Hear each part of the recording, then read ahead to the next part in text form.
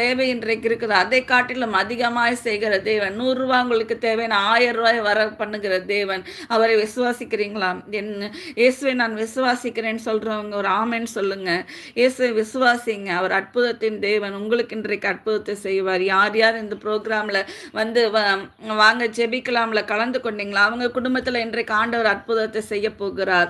ஒவ்வொருவரும் ஆமென் விசுவாசித்து இருதயத்தில ஆழத்தின் கரத்தில இருதயத்தில கையை வைத்து நீங்க சொல்லுங்க. ஆண்டவரே விசுவாசிக்கிறேன். என் குடும்பத்தில இந்த பிரச்சனை, என் குடும்பத்தில இந்த தடை, என் குடும்பத்தில இந்த போராட்டம், எனக்குள்ள இந்த பிரச்சனைன்னு யார் யார் சொல்லி சொல்லி சொல்றீங்களோ ஆண்டவர்ட்ட, ஆண்டவர் இன்றைக்கு உங்களுக்கு அற்புதத்தை செய்யப் போகிறார். ஏனென்றால் அவர் அற்புதத்தை செய்கிற தேவன். அவர் கிரகிக்க முடியாத அற்புதத்தை செய்கிறவர். நீங்க 100 எதிர்பார்த்தா 1000 10,000 கொடுக்கிற தேவன். அவர் ஐஸ்வர்யத்தின் தேவன்.